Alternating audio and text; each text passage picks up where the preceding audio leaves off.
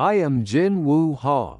I was the Chief Technical Officer of the Underground Tactical Facility, Construction Bureau of the Arcadia People's Union. I use the past tense because, at this moment, I am no longer anyone. I was born into an elite family. My father was a Central Committee member, and my mother was a researcher at the National Academy of Sciences.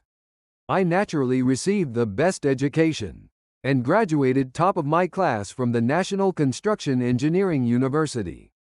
At 26, I earned my special grade qualification as an underground facility design technician. The state raised me, and I believed I had to repay the state. When I turned 31, General Director Barkov called me in. His office was cold, gray walls without a single window, a metal desk, and his cold gaze. Comrade Ha, I'm entrusting you with the state's highest classified project. Underground Base 13, a military city to be built 70 meters below ground. A network of infiltration tunnels extending from there to the southern border. A massive project that had to be completed within 5 years. We'll supply sufficient manpower from the political prisoner camps. At that moment, I felt nothing. Political prisoners, traitors to the state, waste of the system. I thought it was natural to use them as labor. When I came home, my wife Yoon Ha asked, "What kind of project is it?"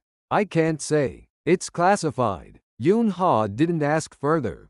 Our 7-year-old son Seo Jun clung to my legs, and our 4-year-old daughter Hae Rin giggled and laughed. It was an ordinary evening. I didn't know then that would be our last ordinary time together. Construction began. When I first saw the people from the camps, I didn't see them as human. They were tools, consumables. I tried not to look at their faces, tried not to make eye contact. When we dug down to 20 meters, the first collapse occurred. A minor accident, 3 injured, 1 dead. I wrote in the report minor accident during work, 1 casualty, no delay in construction schedule. That night, I couldn't sleep properly for the first time. But the next morning, I went back to the site. The construction had to continue. 40 meters, 50 meters, 60 meters. The deeper we dug, the more accidents increased. Collapses, falling rocks, gas poisoning. An average of 8 to 10 people died each month. I only recorded numbers, not names. When we reached 65 meters, that accident happened. It was 4 in the morning. A loud explosion from tunnel section 7. The rock layer collapsed. 17 people were buried. The rescue took 6 hours. We pulled out 14 bodies. 3 were alive. One of them was a boy. He looked about 15. His name was Noah. I learned later, his entire family was dragged to the camp because his parents distributed pamphlets criticizing the system. Noah was carried out on a stretcher, his whole body covered in dirt and blood, several ribs broken, severe internal bleeding. The medical team shook their heads. It meant he couldn't survive. I tried to just walk past, as I always had, but at that moment, Noah grabbed my arm. It was a weak hand, but I felt something desperate. "I'm sorry," Noah said, words spoken while dying. "I'm sorry, I couldn't dig faster." In that moment, time seemed to stop. A dying boy was apologizing to the system, to me. Sorry he couldn't work fast enough. "No," the words came from my mouth. "It's not your fault." Noah smiled faintly, then closed his eyes, never to open them again. That night, I went into the bathroom and vomited. Nothing came out, but I kept vomiting. I looked in the mirror. I couldn't recognize the person reflected there. Yoon Ha rubbed my back. "Are you okay?" "I'm fine." It was a lie. I wasn't fine. And I was never fine a single day after that. Construction continued. Barkov ordered us to speed up the schedule. After completing the 70-meter depth, begin horizontal tunnel work immediately. Double the work speed. We'll replenish the manpower as much as needed. His words. Manpower. Not people, but manpower. I used to call them that too. As work speed increased, accidents increased too. 20 people a month, 30 people. Some months, more than 50 died. Every night I saw their faces. In my dreams, No's face kept appearing. I'm sorry. That voice wouldn't leave my head. Underground Base 13 was completed. The state gave me a hero's medal. Barkov offered a handshake. Excellent work, Comrade Ha. Now let's move to Phase 2.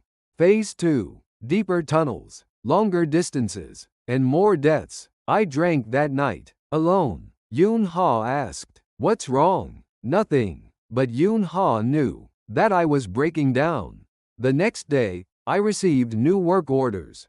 Underground Base 14. Larger scale, more manpower, faster schedule. Looking at those documents, I realized this has no end. The more I'm loyal to the system, the more people die. The more I follow orders, the more blood stains my hands. That night, I made a decision.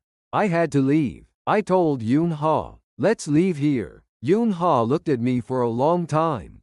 "Where?" "South, across the border." Silence flowed. Seo Jun and Hae Rin were sleeping in the next room. "You go alone." Yoon Ha's words. "What?" "The children and I will stay here." "Why?" "We should go together. If you leave, what happens to our family?" "Your parents?" "If we all run away, everyone left behind will go to the camps." I knew Yoon Ha was right. "But the children?" "I'll protect the children. If you're alive, we can meet again someday." Yoon Ha held my hand. "Go live. That's the only resistance you can offer." A week later, I left. At 2 in the morning, I looked at my sleeping children's faces. I kissed Seo Jun's forehead, Hae Rin's cheek. I hugged Yoon Ha tightly. "I'm sorry. Go. Never look back." I drove a site supervisor vehicle to the northern border area. My heart felt like it would explode passing through checkpoints. But the chief technical officer ID worked everywhere. I turned onto a mountain road. Abandoned the car. From there, I had to walk. A route I'd researched in advance. The weakest point in security. I walked all night. The forest was dark, only the sound of wind. My feet became bloody, but I couldn't stop. At dawn, I saw the barbed wire fence. The border. There was a guard post nearby. 2 guards. I held my breath and waited. Waited for shift change. I waited 4 hours, without moving, killing even my breathing. Shift change came. A brief gap. I ran, climbed the fence. The wire tore my arm, but I didn't care. Gunshots rang out. I hit the ground. A second shot. A third. But I wasn't hit. I got up again and ran. Into the forest. Deeper. Further. I heard sirens. The chase began. I kept running. I don't know how long. My legs gave out. I fell. Got up. Ran again. A river appeared. The border river. The other side was freedom. I jumped into the water. The water was ice cold. The current was strong, pulling me under several times. But I swam. Kept swimming. When I reached the opposite bank, I almost lost consciousness. But I crawled up, grabbed the soil, the land of freedom. A week later, I found a refugee support organization. Revealed my identity. High-ranking technical officer of the Arcadia People's Union. Requesting asylum. There was interrogation. Countless questions. I told everything. Underground bases, tunnels, political prisoner camps, the dead people. Noah. 3 months later, asylum was approved. I became a free person. But that wasn't the end. I heard news. Through unofficial channels. Right after I escaped, my family was taken. Yoon Ha, Seo Jun, Hae Rin. All sent to camps. My parents too. My in-laws too. The price of my escape. Every night, I hear Yoon Ha's voice.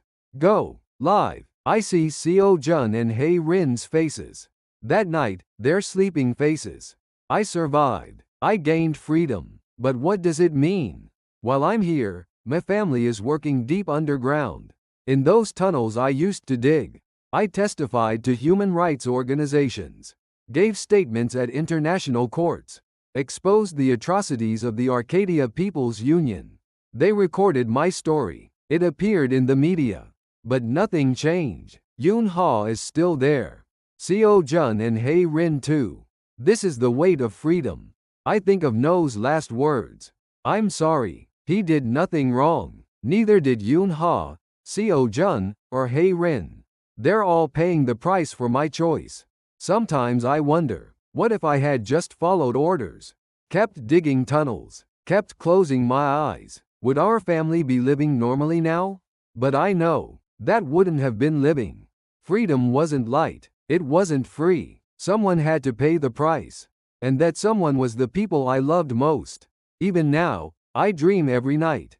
Deep underground, darkness, No's voice, Yoon Ha's hand, Seo Jun's laughter, Hae Rin's singing. When I wake up, I'm alone. In a free land, but alone. Still, I'm alive. I'm testifying. I'm recording. Hoping this story reaches someone someday. Hoping to meet Yoon Ha and the children again someday. That's all I can do. I am Jin-woo Ha, former Chief Technical Officer of Underground Base 13. Now nothing, but still alive. Freedom wasn't light, but I am alive.